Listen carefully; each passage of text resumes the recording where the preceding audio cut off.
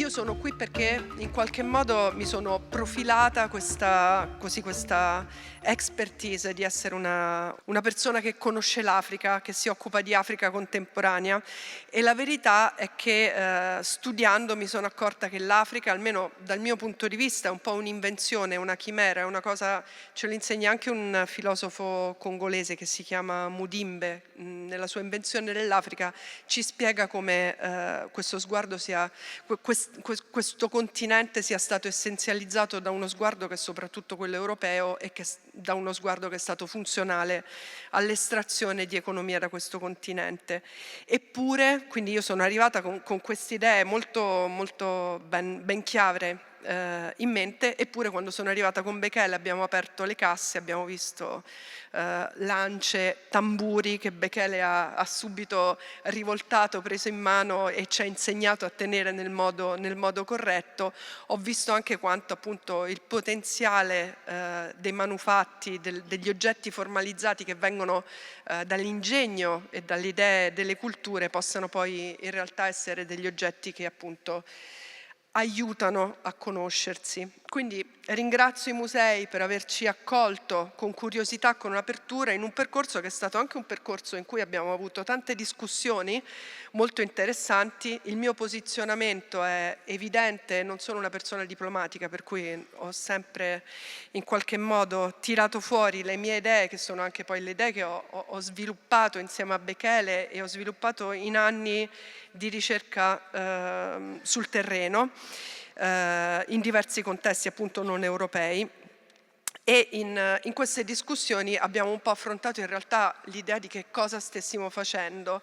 Molte volte il linguaggio che diciamo che i teorici chiamano la colonialità è quel set di oggetti culturali che ci portiamo dietro, che fanno parte della storia coloniale. Ce l'insegna un altro pensatore latino, questa volta Aníbal Quijano.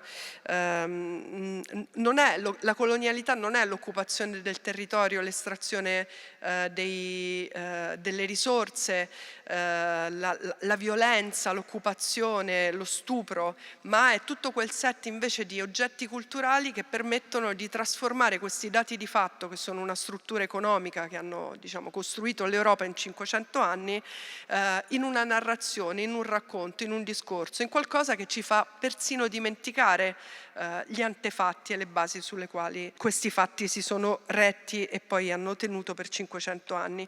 E quindi appunto abbiamo riguardato con curiosità la figura, le figure che hanno portato in Italia questi oggetti, consoli che si sono autoproclamati, viaggiatori che hanno dato arbitrariamente i nomi alle montagne, viaggiatori, esploratori alpini, esperti di montagna in imprese ciclopiche incredibili per quegli anni, ma che quantomeno oggi riguardiamo con occhi diversi. Ecco, è su queste cose che ci siamo interrogati insieme con tutto il gruppo di lavoro, con Bekele.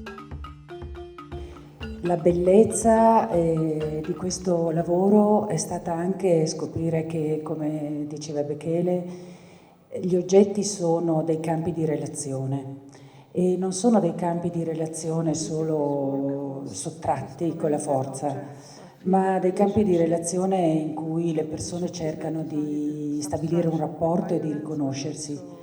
L'oggetto forse più emblematico di tutta la mostra è il tamburo d'argento, perché è un tamburo che Taitu donò a un convento, che poi venne prelevato da Menelik, che cambiò la dedica per donarlo a Umberto per averne l'aiuto rispetto all'espansione britannica. E le lettere che accompagnano questi doni sono lettere tra pari, tra re. Quindi questo è un campo di relazione. Altri oggetti, come quelli congolesi, spesso sono stati acquistati e venivano fabbricati proprio perché gli europei li trovavano seducenti e quindi sono degli scambi economici. Altri infine sono degli oggetti sottratti come prede di guerra e rubati. Quindi diciamo nel dire che dobbiamo costruire i cataloghi, significa anche costruire un catalogo di relazioni tra le persone, e perché ogni oggetto incarna queste relazioni e non sempre il dire restituiamo è la soluzione corretta, e quindi la parola raccolte è una parola, diciamo, che cerca di contenere tutti questi diversi modi di relazioni tra gli uomini attraverso gli oggetti. Ecco. Quando si parla di raccolte dentro i musei si parla di oggetti che sono arrivati senza una vera e propria intenzione. Quindi noi l'abbiamo usato in un senso da gente di museo, ma è giusto interrogarsi perché anche le parole che usiamo come gente di museo devono essere ripensate. I follow up with the discussion about the restitutions. And it's interesting because we were talking about it a lot with Enrica when we started working together, with you when we were together, with all the team, and this is like the word of the day in these last years. What is interesting is that when you came here and you saw the objects, you said, well, most of them, you can find them in the markets in Addis Ababa. So this is also something which says a lot, I think, about us, because we think our patrimony is, now we are very scared. We don't know what to do with it, we have to restitute it or not, how do we touch it, how do we frame it, and we need to do this huge work.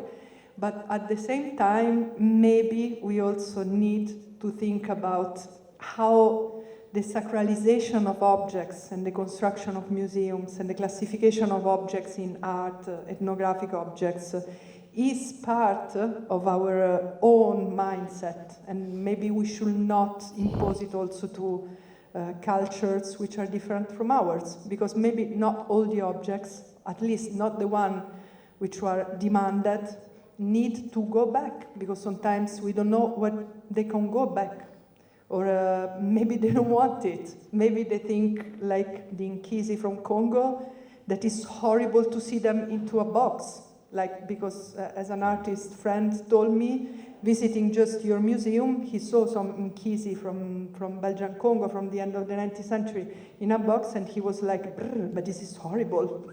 Yeah, I can't see it like that because it's muted, it's dead, and these objects are meant to resonate. So I think it will be, besides, of course, the ethical question of the restitution, it will be very interesting if we start also rethink about ourselves and the way we conceive the relationship with the patrimony as something which can be renewed, which is dated, which is provincial. But this is also something that we did in this show, because in the very beginning we thought we were going to talk about Africa in this show, right? And then we really considered that it was very interesting because instead it was questioning ourselves. And this was a total collective process, which we did thanks to Bekele, asking each other questions forever and ever, and thinking about how legitimate are we in showing something, in writing about it, and in thinking about it as something that needs to be interpreted. Each of us, the colonized and the colonizer. What is something stolen, something purchased, something looted, something, we need inventory first. Then the intention comes. It must come first from the colonized, and then the dialogue goes on. Why restitution? Why not restitution? Why this and that? That is more of a national interest, a diplomatic, whatever stuff is included there. I'm not going there. I'm not the right person to do that. Recognition should come first. Recognition. Through inventory, it will come, I believe. I have stolen this. I have purchased this. This is given by your king. This is, and so on. Inventory somehow solves halfway, and then halfway is dialogue. For dialogue, I'm not the right person, with due respect. Come artista, come intellettuali, che tipo di lavoro stanno facendo dopo che loro vanno in pensione o dopo che non ci sono più, la nuova generazione, per convincerci a tornare in Africa, a riprendere, a fare andare avanti il lavoro perché è solo un inizio, a fare andare il lavoro che loro hanno appena iniziato, perché l'hanno appena iniziato, questa è la mia domanda. Whatever happens to the objects, first comes putting the whole story into the mind of the generation. That's it.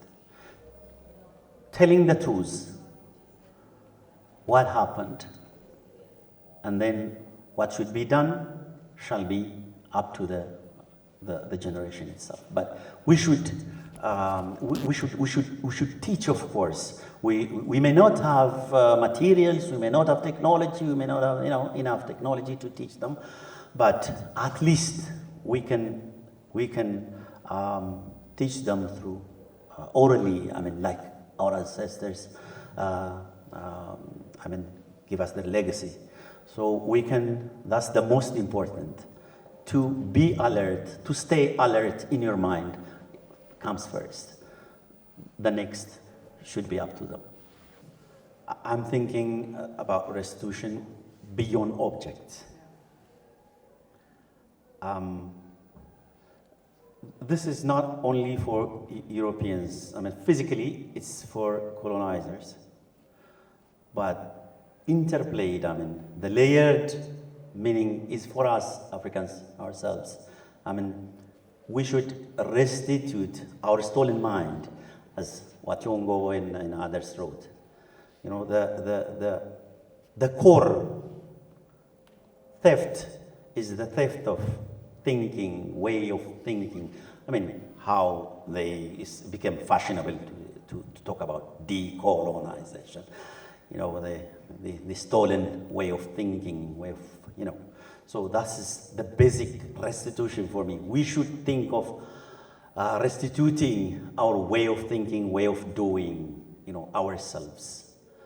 The object is one thing, but the core is the restitution of way of thinking. Whether the colonials came as a visitors or as a whatever, they come with something else in hand.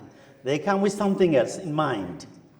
But this represents us, this is metaphorizing the baggage of ideas, ideology, religion, weapon, what have you. They came not bare hand, not bare mind. They came with something else that remained and smoking until now. So the repercussion is the smoke.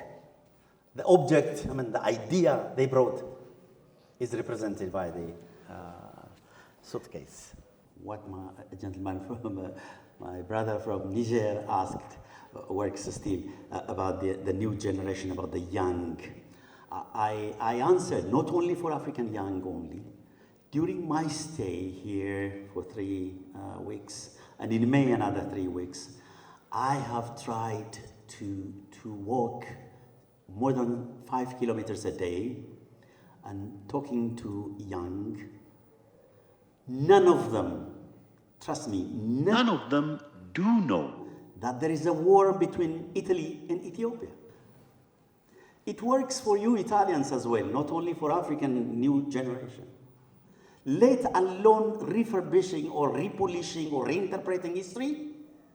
They don't know the raw history happened.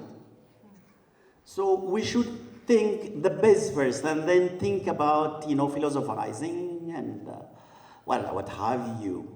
So none of them, it surprised me, none of young Italians in an intellectual city do know that war occurred several times, but none of them do know a single.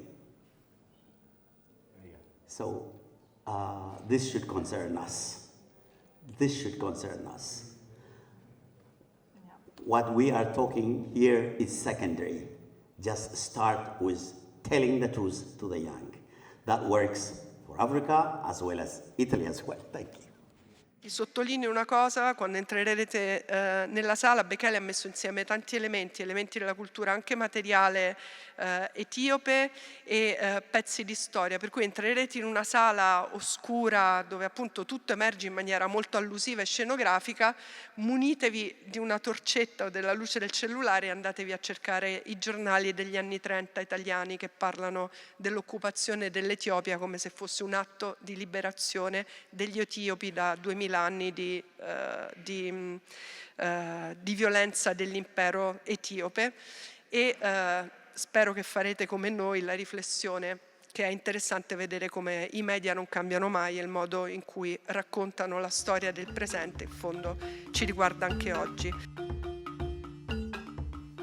When I was invited in May or before that to intervene into this important project, it was so tough because colonialism is not an easy thing. It is a complicated animal. So I have tried to go through many books at home through summer, and most importantly, I had a very nice conversation with the war-survived old wise Ethiopians and Italians at home in Ethiopia. So that constantly and radically changed my thought, and again complicated a lot. So whatever happened, thanks God, I came up finally with an idea of going back to the origin of 1884, the Berlin Conference. What I did is, in short, I'll be very brief, as a person from Africa, as a global human being, as an Ethiopian, as an African who's living on an African soil, I decided to remind my spectators about the fire that colonialists trigger a century and a half ago, still smoking. They systematically and deeply entrenched this fire, and still it manifests. I mean, it is alive. It smokes still politically, socially, economically, and what have you. So I think it is time for us. I mean, this still dragging around case, to conclude it once and for all, genuinely and constructively, as a civilized people, you and I, who are living in this 21st century, to share the benefit of this planet, which is enough, if we are not greedy and less compassionate.